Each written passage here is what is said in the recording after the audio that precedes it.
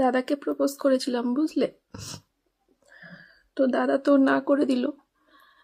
তো এবার ভাবছি বাড়িতে যাব, বাড়িতে গিয়ে রিয়াঙ্কাদের বাড়িতে যাব, দিয়ে রিয়াঙ্কার বরকে একটু পটানোর চেষ্টা করব। তাতেও যদি না হয় তারপরে মৌদের বাড়ি যাব, দিয়ে কল্লোলকে একটু পটানোর চেষ্টা করব।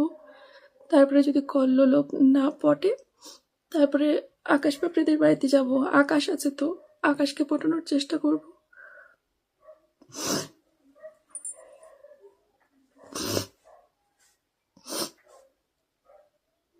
বিশ্বাস করো, আমি কোনোদিনও তোমাদের কমেন্টস পড়ে এতটা ভেঙে পড়িনি। সবসময় হাসির ছলে নিই, সবসময় আড্ডার ছলে নিই। দূর, যে যা বলছে বলুক।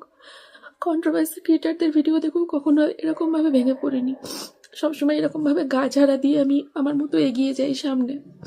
কিন্তু জানি না কেন, একটা তো সহ্যের সীমা থাকে, একটা তো লিমিট থাকে।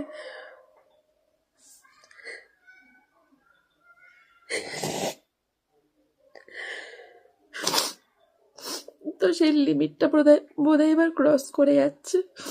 তাই সত্যি আমি আর নিতে পারছি না। তোমরা আমাকে একটু রেহাই দাও, এটুকু বলতে পারি, আমাকে একটু রেহাই দাও। আর নেওয়া যাচ্ছে না।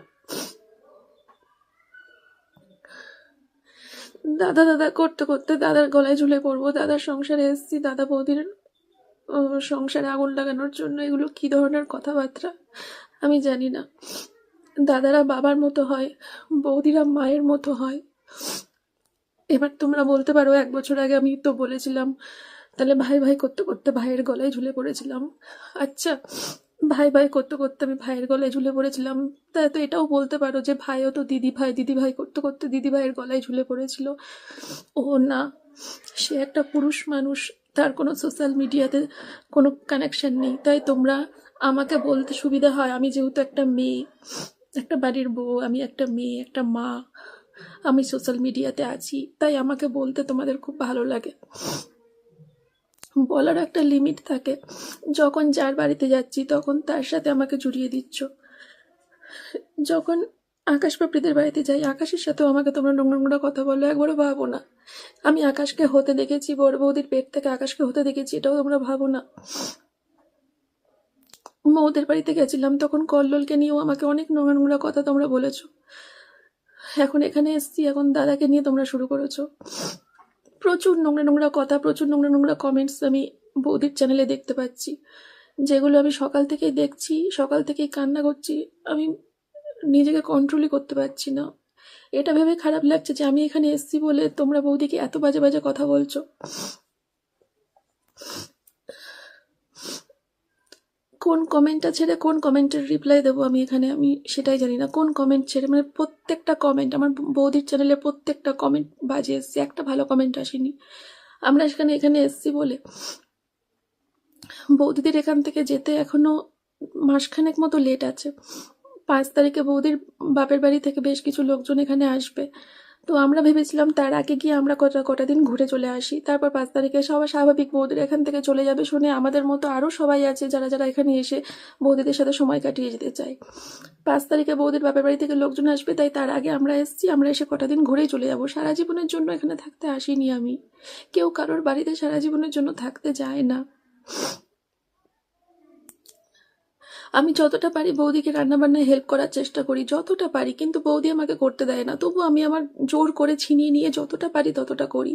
আর এখান থেকেও তোমরা খারাপ খারাপ খারাপ কমেন্ট করছো। যখন আমি বৌদিকে রান্নাবান্নায় হেল্প না করছি তখনও তোমরা বলছো যে হ্যাঁ, এখানে এসে শুধু পটের বিবি সেজে বসে থাকবে, খাবে ফিরবে, ঘুরবে ফিরবে গিলবে, তার জন্য এসেছে, বৌদিকে দিয়ে রান্না করাচ্ছি, এরকম টাইপের কমেন্ট আসছে। যখন আমি বৌদিকে রান্নাবান্নায় সাহায্য করতে চাইছি তখন তোমরা বলছো আমি নাকি বৌদির সংসার দখল করতে এসেছি, বৌদির রান্নাঘর দখল করতে এসেছি। এগুলো কি, এগুলো কি? হুম, আরে বাবা, আমার বাড়িতে যখন কেউ বেড়াতে, এটা একটা খুব কমন একটা ব্যাপার। আমার বাড়িতে যখন কেউ বেড়াতে আসবে তখন আমি স্বাভাবিকভাবেই তাকে কিছুতেই রান্না করতে দেবো না। আবার সে জোর করে কিছু একটা করতে চাইবে, সেটাও কমন ব্যাপার। আমি করতে দেবো না, সেটাও কমন ব্যাপার। এখানে তোমরা অ্যাবনর্মালিটি কি দেখছো আমি তো সেটাই বুঝতে পারছি না। হ্যাঁ, কিছু আর একটা কমেন্ট এসছে বৌদির চ্যানেলে, দেখলাম যে আমি না ভালো মন্দ এত খাবার দিলে পরে আমি নাকি এখান থেকে আর যেতেই চাইবো না। আমি এখানে খেতে এসছি, আমি বাড়িতে খেতে পাই না। তোমরা কি আমাকে রোজ ডাল ভাত খেয়ে থাকতে দেখো আমি যখন বাড়িতে থাকি? রোজ কি সিদ্ধ ভাত খেয়ে থাকতে দেখো যখন বাড়িতে থাকি? ভালো মন্দ কিনে খাই না আমি? মাছ মাংস, দামি দামি মাছ মাংস সব আসে না আমার ঘরে? আমি কিনি না এগুলো?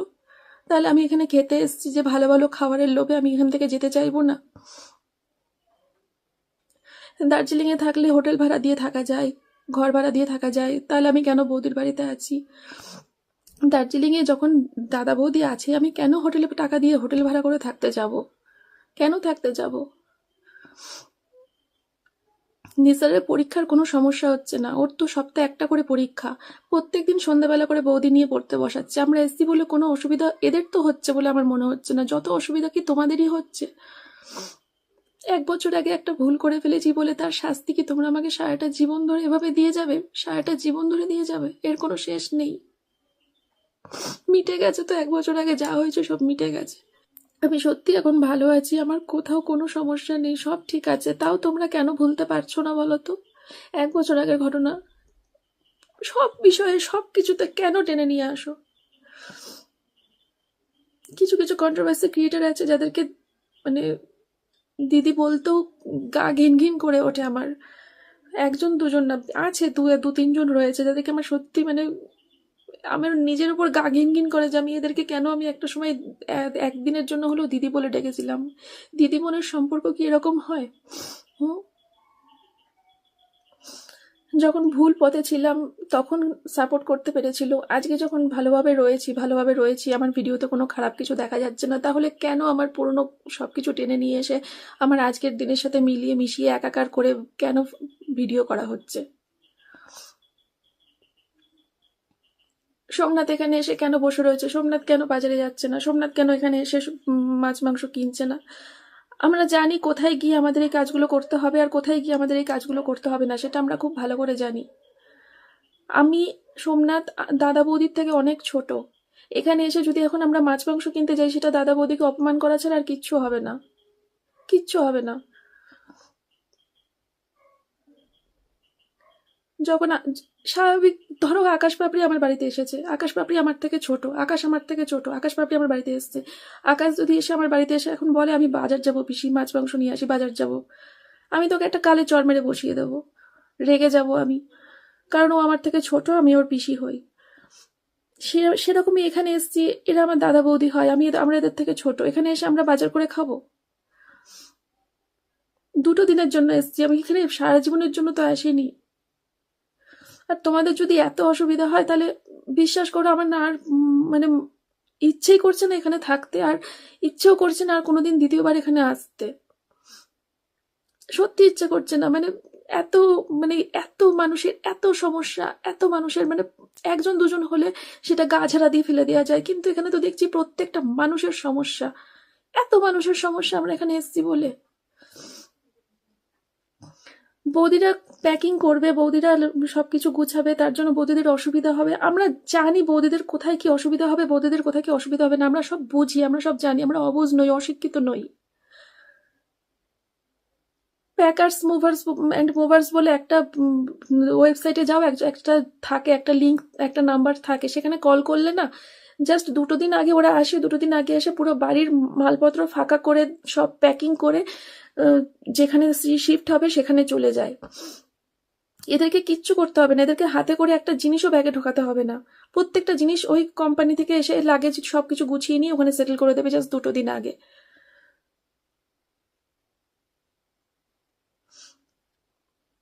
দাদা বৌদিদের যদি কোনো অসুবিধা হতো, আমরা এসছি বলে খারাপ লাগতো, আমরা তো সেটা বুঝতে পারতাম। তোমরা কেন এভাবে দুটো পরিবারের মধ্যে ভাঙন ধরানোর চেষ্টা করছো? কেন দুটো পরিবারকে আলাদা করে দেওয়ার চেষ্টা করছো? সবসময় দাদাকে জড়িয়ে জড়িয়ে আমাকে নিয়ে নিয়ে নোংরা নোংরা কথা। আরে বাবা, হয়ে গেছে তো, ভুল হয়ে গেছে, 1 বছর আগে ভুল করেছি, ভুল হয়ে গেছে, ঠিক আছে। সবাই মেনে নিয়েছে, সবাই সেটা আমাকে ক্ষমা করে দিয়েছে, সবাই এখন আমাকে নিয়ে ভালো আছে, তাহলে কেন? তোমাদের সমস্যাটা কোথায়?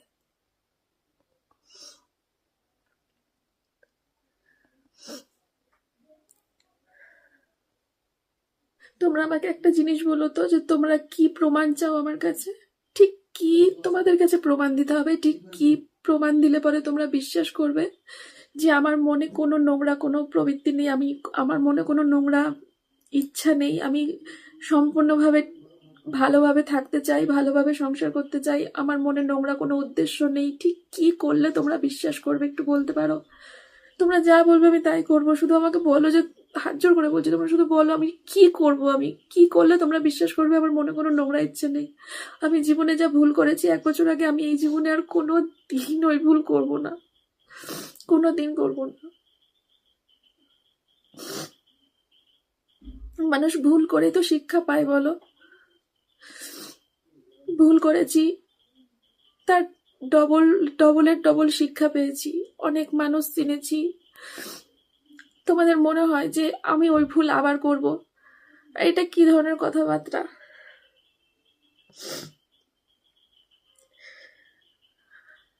দাদাদের বাড়িতে এসছি 2 দিনের জন্য, দাদাকে নিয়ে আমাকে নিয়ে এত নোংরা নোংরা কথা বলছো, এত নোংরা নোংরা কথা, এত মানে যেগুলো আমি যে মুখ দিয়ে উচ্চারণ করে তোমাদেরকে বলবো, তোমাদের কমেন্টগুলো যে তোমাদেরকে আমি পড়ে শোনাবো, সেইটুকু আমার ভিতর থেকে আসছে না যে ওই কমেন্টগুলো আমি মুখ দিয়ে উচ্চারণ করে তোমাদেরকে বলবো।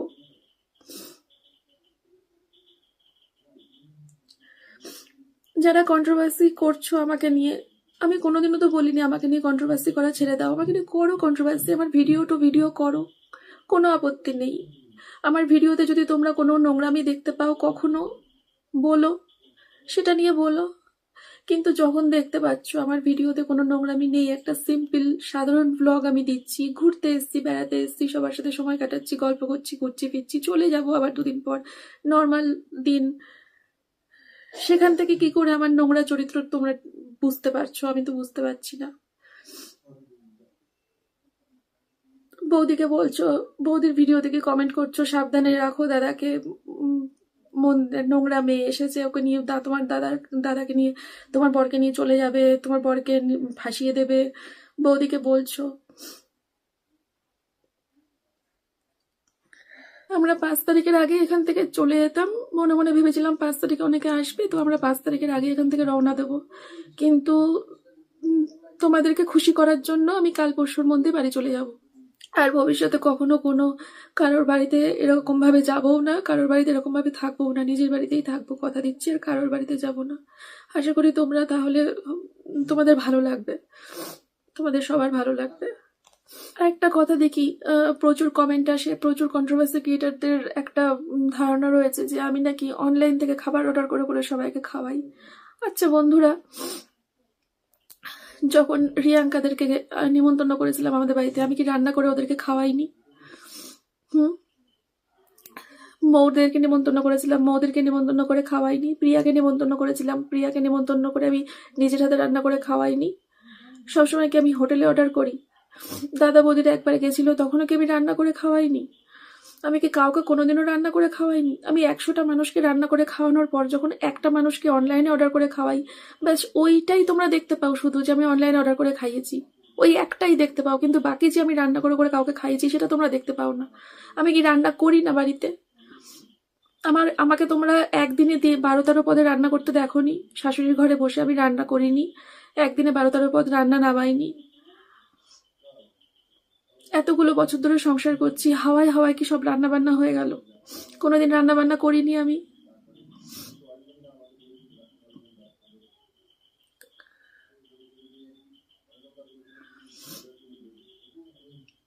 যখন কোথাও ঘুরতে যেতাম না, মানে আজ থেকে 2 বছর 3 বছর আগে, যখন এই যে জনিকে প্যাম্পার্স পরানো যেতে পারে, বা প্যাম্পার্স ডগিদের যে প্যাম্পার্স হয়, এরকমটা যতদিন না আমরা জানতাম বা যে মানে খোঁজ পেয়েছি বা কিছু, ততদিন পর্যন্ত আমরা বাড়ির বাইরে কোথাও বেরোতে পারিনি।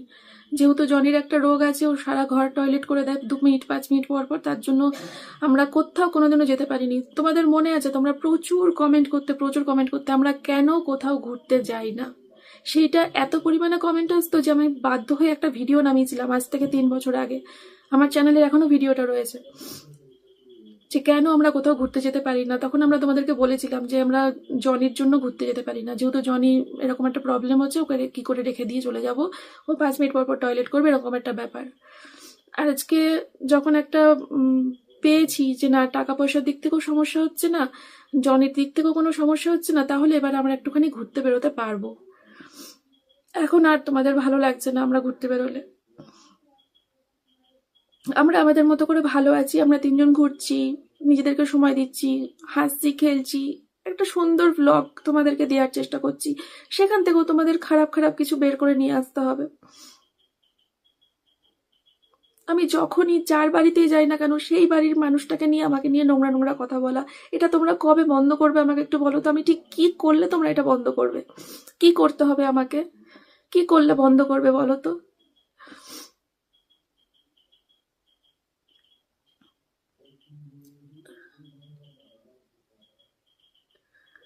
পৃথিবীতে এমন কোনো ভুল হয়, মানে ভুলের হয় না যে ভুলের কোনো শাস্তি, যে ভুলের কোনো ক্ষমা নেই, এমন কোনো ভুল নেই। আমি ভুল করেছি, তোমাদের কাছে অনেকবার ক্ষমা চেয়েছি, তোমরা কেন ক্ষমা করতে পারছো না?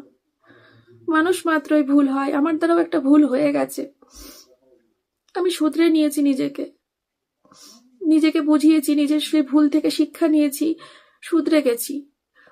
আমি এই জীবনে আর কোনো দিনও ওই রকম ভুল করব না। যদি কখনো করি, আমি করব না। যদি তোমাদের জন্য বলছি, যদি করি তখন তোমরা আমাকে যত পারো নোংরা কথা বলো, যত পারো শাস্তি দিও, যা খুশি করো তোমরা। কিন্তু এখন যখন দেখছো সব ঠিক আছে, সব নর্মাল, ভালোভাবে আছি, তাহলে কেন তোমরা এটাকে মেনে নিতে পারছো না? তোমরাই তো চেয়েছিলে না যে মন্দিরে দিয়ে ফিরে আসো, ভালোভাবে সংসার করো, ফিরে আসো, সব ঠিকঠাক হয়ে যাক, সব ভালো হয়ে যাক, তোমরাই তো চেয়েছিলে। আজকে যখন সেটাই হচ্ছে, তাহলে কোথায় সমস্যা হচ্ছে তোমাদের? আমি কি কোনোদিনও কারোর বাড়ি যেতে পারবো না? কোনোদিনও কারোর বাড়িতে গিয়ে 2 দিন থাকতে পারবো না? আমার কি সারা জীবনের মতো মানুষের বাড়ি যাওয়া বন্ধ হয়ে গেল? শুধুমাত্র আমি একটা মেয়ে বলে আমার জন্য এরকম একটা শাস্তি বরাদ্দ? আজকে যদি আমি একটা ছেলে হয়ে এই ভুলটা করতাম, তাহলে বুক ফুলিয়ে ঘুরে বেড়াতে পারতাম। আমি ভিডিওটা আর বেশি কন্টিনিউ করছি না, আমি এটা এখনই পোস্ট করে দিচ্ছি। আর আমরা চলে যাব, 2 দিন টাইম দাও, আমরা 2 দিনের মধ্যে চলে যাব। 5 তারিখের আগে যাবো ভেবেছিলাম, না আমরা 2 দিনের মধ্যে চলে যাচ্ছি। আর তোমাদের যাদের যাদের খুব সমস্যা হয়ে গেল আমরা এখানে এসেছি বলে, তাদের কাছে হাত জোড় করে ক্ষমা চাইছি। তোমাদের